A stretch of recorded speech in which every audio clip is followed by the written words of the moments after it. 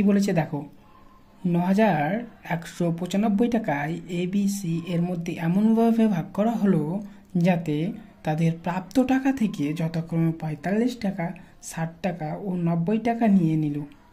বাকি টাকা অনুপাত 2:3:4। তাহলে বি কত টাকা পেবে?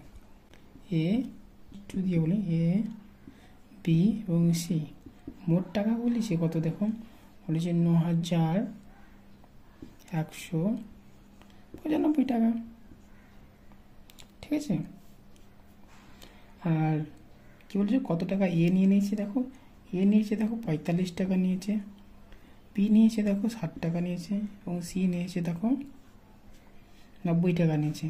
টোটাল যোগফল করলে কত হয়? যোগ করো, ৯-৬-১৫, ১৫ আর ৪৫-এ ১৯৫। ১৯৫ টাকা নিয়েছে, বাকি টাকা থাকছে কত? ৯,০০,০০,০০ ৯,০০০ টাকা, বাকি টাকা থাকছে ৯,০০০ টাকা।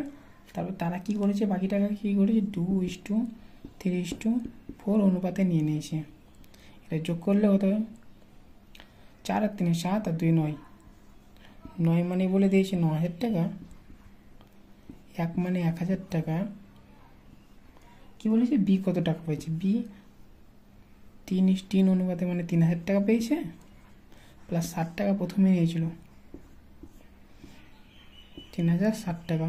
যেটা রয়েছে অপশান নাম্বার ডি, ঠিক সঠিক উত্তর। এই ধরনের প্রশ্ন পেতে তোমরা আমাদের চ্যানেলকে সাবস্ক্রাইব করতে পারো।